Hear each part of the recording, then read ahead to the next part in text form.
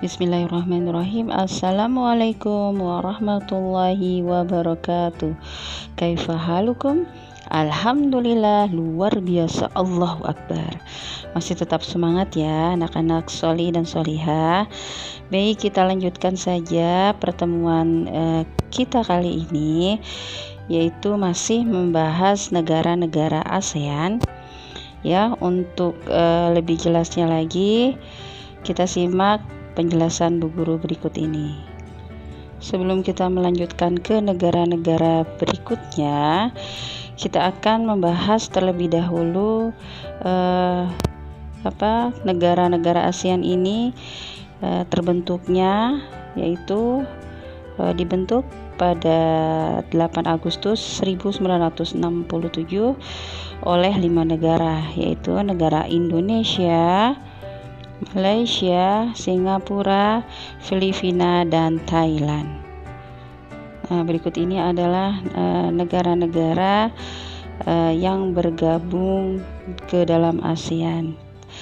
Indonesia sebagai negara pendiri, Filipina, Malaysia, Thailand, dan Singapura bergabung pada 8 Agustus 1967. Kemudian Brunei Darussalam bergabung pada tanggal 7 Januari 1984. Vietnam bergabung pada 28 Juli 1995. Laos bergabung pada 23 Juli 1997. Myanmar bergabung pada 23 Juli 1997. Kamboja bergabung pada 16 Desember 1998. Sejarah ASEAN kepanjangannya yaitu Association of Southeast Asian Nation, adalah organisasi negara-negara yang berada di kawasan Asia Tenggara. Berdiri organisasi ASEAN sebelumnya diawali dengan adanya pertemuan 5 menteri luar negeri dari negara-negara Asia 5-8 Agustus 1967 di Bangkok, Thailand. Dari pertemuan tersebut diperoleh kesepakatan untuk mendirikan organisasi kerjasama yang diberi nama ASEAN. Menteri Luar Negeri yang ikut menandatangani Deklarasi Bangkok pada 8 Agustus 1967 adalah Adam Malik dari Indonesia, Sinnathamby Rajaratnam dari Singapura, Nasisco Ramos dari Filipina, Tuan Abdul Razak Malaysia, dan Thanat Khoman Thailand. Tujuan berdirinya ASEAN yang pertama, mempercepat pertumbuhan ekonomi, sosial, dan kebudayaan di kawasan Asia Tenggara. Kemudian meningkatkan perdamaian dan stabilitas regional di kawasan Asia Tenggara, bekerja sama untuk mendirikan industri dan perluasan perdagangan internasional, meningkatkan kerjasama untuk kepentingan bersama dalam bidang ekonomi, sosial, budaya, pendidikan, teknik, ilmiah, dan administrasi negara, memelihara kerjasama dengan organisasi regional dan organisasi internasional. Baik, kita lanjutkan pembahasan kita, yaitu negara ke-8, Vietnam. Batas-batas wilayah Vietnam di sebelah timur berbatasan dengan Laut Tiongkok Selatan, kemudian di sebelah selatan Laut Tiongkok Selatan, di sebelah barat berbatasan dengan Kamboja dan Laos, di sebelah utara berbatasan dengan Republik Rakyat Tiongkok. Ibu kota Vietnam yaitu Hanoi. Sistem pemerintahannya Republik Sosialis. Kepala negara Presiden. Kepala pemerintahan Perdana Menteri. Bahasanya Vietnam. Lagu kebangsaannya Tien Quan Cha, The March of the Fawn. Mata uangnya Dong. Vietnam memiliki karakteristik terletak di semenanjung Indocina dan kenampakan alamnya berupa pegunungan. Keadaan sosial mayoritas penduduk Vietnam berasal dari suku Viet, Thai, dan Muang. Kemudian keadaan ekonominya, kegiatan ekonomi penduduk Vietnam umumnya di bidang pertanian dan pertambangan. Vietnam pernah dijajah oleh Jepang, Prancis, dan Amerika Serikat. Vietnam merdeka pada tahun 1954 setelah penjajahan Prancis berakhir, namun terbagi menjadi dua negara, yakni Republik Demokratis Vietnam, Vietnam Utara, dan Republik Vietnam, Vietnam Selatan. Pemisahan ini menyebabkan perang saudara setelah Perang Vietnam pada tahun 1957 sampai 1975. Pemerintahan di selatan digulingkan oleh pasukan komunis utara pada tahun 1976. Dua bagian negara itu secara resmi bersatu kembali sebagai Republik Sosialis Vietnam. Nah, di sini Vietnam memiliki mayoritas penduduknya berasal dari suku Viet, Thai, dan Muang. Pemerintahan Vietnam dikuasai oleh Partai Komunis dengan kepala negara presiden, sedangkan kepala pemerintahan Perdana Menteri. Mayoritas penduduknya beragama Buddha dan Katolik. Kegiatan ekonomi penduduknya di bidang pertanian dan pertambangan. Kemudian hasil utama pertaniannya berasal dari kopi, karet, teh, tembakau. Kemudian hasil utama pertambangannya emas, biji besi, timah, dan fosfat. Vietnam memiliki luas 331.041 km persegi, meliputi seluruh wilayah pantai timur. Wilayah barat lautnya merupakan pegunungan. Dengan puncak tertinggi adalah Gunung Phan Xiphan. Ketinggiannya yaitu 3.142 mdpl. Kemudian di ujung selatan Vietnam terhampar Delta Mekong. Dalam bahasa Vietnam namanya Chulong atau 9 naga. Ini mengacu pada 9 sungai yang berasal dari 6 negara dan bertemu di sana akhir dari perjalanan ribuan kilometer. Delta Mekong adalah kawasan paling subur di Vietnam dan paling rapuh. Ini adalah lumbung padi negara itu yang kini kondisinya perlahan tenggelam ke laut. Kemudian yang negara selanjutnya Myanmar. Batas-batas wilayahnya sebelah utara berbatasan dengan Republik Rakyat Tiongkok. Kemudian di sebelah timur berbatasan dengan Thailand dan Laos. Di sebelah selatan Laut Andaman dan Thailand. Di sebelah barat Teluk Benggala, Bangladesh, dan India. Ibu kotanya yaitu Nay Pyi Taw. Sistem pemerintahannya republik, kepala negara presiden, kepala pemerintahannya yaitu Perdana Menteri, bahasa resminya Burma dan Inggris, lagu kebangsaan Our Free Homeland, mata uangnya Kyat. Keadaan karakteristik geografis Myanmar, wilayah selatan Myanmar berupa dataran rendah di sepanjang garis pantai Teluk Benggala dan Laut Andaman. Keadaan sosialnya, mayoritas penduduk Myanmar adalah orang Burma yang merupakan penduduk asli Myanmar. Keadaan ekonomi, kegiatan ekonomi penduduk Myanmar umumnya di bidang pertanian, perkebunan, dan kehutanan. Karakteristik geografisnya yaitu luas wilayah Myanmar sekitar 676.578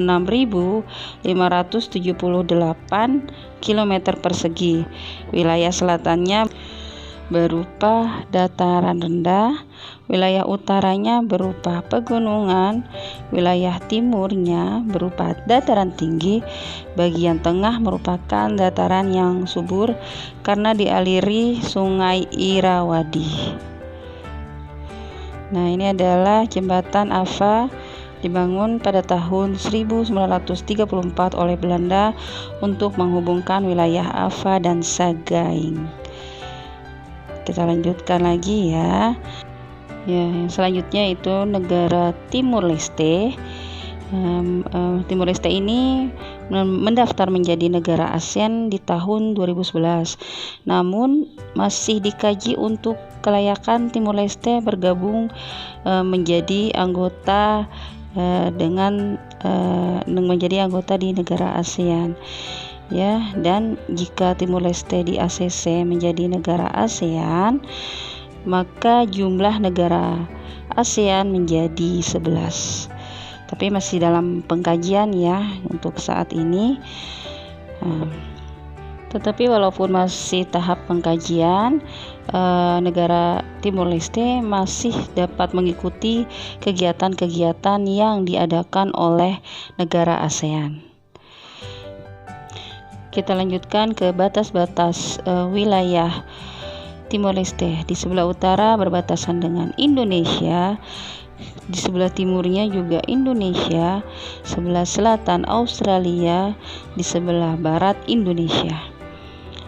Kemudian ibu kota Timor Leste yaitu Dili, sistem pemerintahannya republik, kepala negaranya presiden, kepala pemerintahannya perdana menteri, bahasa yang dipergunakan yaitu Tetun dan Portugis bahasa resminya. Kemudian bahasa Indonesia dan Inggris.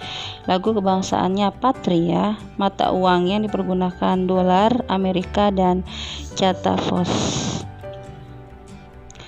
Negara Timur Leste merupakan negara baru yang terletak di Asia Tenggara. Kenapa baru? Karena baru memisahkan dari Indonesia sekitar tanggal 20 Mei 2002. Dan kemudian belum bergabung dengan organisasi ASEAN.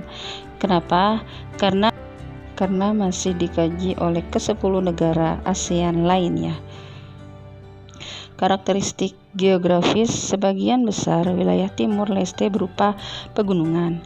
Keadaan sosialnya, penduduk yang mendiami wilayah Timur Leste adalah suku Timur dan selebihnya suku Belu, Galo, Nambi, dan Tokode. Kegiatan ekonomi penduduk Timur Leste sebagian besar di bidang pertanian, peternakan, perkebunan, dan pertambangan. Lemah karena kondisi politiknya belum stabil. Jadi masih lemah ya, karena kondisi penduduknya masih belum stabil, masih baru merdeka. Oke, kita lanjutkan ke negara Indonesia. Ibu kotanya yaitu Jakarta. Luas wilayah negara Indonesia 1.904.569 km persegi. Jumlah penduduknya 261,1 juta jiwa di tahun 2600. Bahasa resmi yang dipergunakan yaitu bahasa Indonesia. Nama mata uangnya rupiah. Agama yang dianut yaitu Islam, Kristen, Katolik, Hindu, Buddha, Konghucu. Tetapi yang mayoritasnya yaitu agama Islam. Batas-batas wilayah Indonesia. Di sebelah timur berbatasan dengan Papua New Guinea, di sebelah selatan yaitu berbatasan dengan Samudra Hindia, di sebelah barat Samudra Hindia, kemudian di sebelah utara berbatasan dengan Singapura, Malaysia, dan Laut Cina Selatan. Nah ya, inilah batas-batasnya tadi ya, Malaysia, Singapura, dan Laut Cina Selatan. Di sebelah utara, di sebelah timur Papua New Guinea, di sebelah selatan Samudra Hindia, di sebelah barat Samudra Hindia. Ibu kota Indonesia itu Jakarta. Sebagian besar sukunya Melayu, kemudian Arab, lainnya Cina, Arab, dan India. Keadaan alamnya pegunungan, yaitu pegunungan dan bukit barisan. Gunungnya Gunung Jayawijaya, sungainya Sungai Kapuas dan Sungai Rausi. keadaan ekonominya, sektor ekonomi yang penting yaitu pertanian dan pertambangan. Hasil pertanian berupa beras, jagung, kedelai, gula, kopra, dan karet. Hasil pertambangannya emas, perak, timah putih, besi, dan minyak bumi. Hasil industrinya kayu, tekstil, dan bulog. Kemudian tempat wisatanya Candi Borobudur dan Prambanan serta masih banyak lainnya. Kita akan lanjutkan mengenal masalah sosial di negara ASEAN. Masalah sosial di negara ASEAN yaitu berupa kemiskinan. Kemiskinan adalah keadaan seseorang yang tidak dapat memenuhi kebutuhan hidupnya. Kemiskinan ini dapat menyebabkan masalah sosial lainnya, misalnya tindakan kejahatan. Masalah kemiskinan dihadapi oleh negara-negara berkembang seperti Indonesia, Filipina, Laos, Kamboja, dan Vietnam. Kemudian yang B yaitu kriminalitas. Kriminalitas adalah segala tindakan melawan hukum yang merugikan orang lain. Kriminalitas terjadi di hampir seluruh negara Asia Tenggara, baik negara maju seperti Singapura maupun negara berkembang seperti Indonesia dengan tingkat yang berbeda-beda. C. Kerusakan lingkungan hidup. Masalah kerusakan lingkungan hidup yang dihadapi oleh negara-negara ASEAN antara lain pencemaran lingkungan yaitu udara, air, dan tanah, kebakaran dan kerusakan hutan, serta kerusakan lahan. Kebakaran hutan sering terjadi di kawasan Asia Tenggara termasuk di Indonesia. Kita lanjutkan kepadatan penduduk yang tinggi.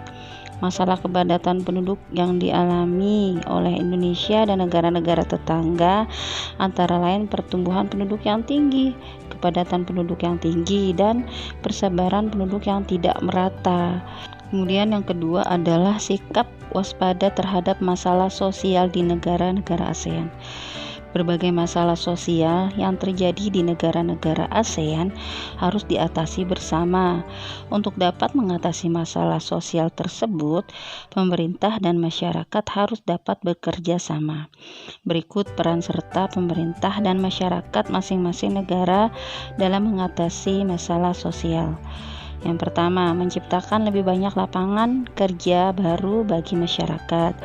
Kemudian melaksanakan pemerataan pembangunan hingga ke daerah pelosok, menyediakan fasilitas pendidikan yang memadai secara merata, menyediakan sarana kesehatan dengan peralatan yang memadai, kemudian menciptakan keamanan dan ketertiban di lingkungan masyarakat, meningkatkan kepedulian masyarakat terhadap nasib sesamanya yang membutuhkan bantuan, membuat ruang terbuka hijau yang bersih dan aman, melaksanakan program keluarga berencana. Demikian pembahasan kita kali ini berkaitan dengan negara-negara ASEAN. Kemudian pembahasan tentang masalah sosial di negara-negara ASEAN. Baik, kita akhiri saja pertemuan kita kali ini dengan membaca hamdalah. Alhamdulillahirabbil alamin. Wassalamualaikum warahmatullahi wabarakatuh.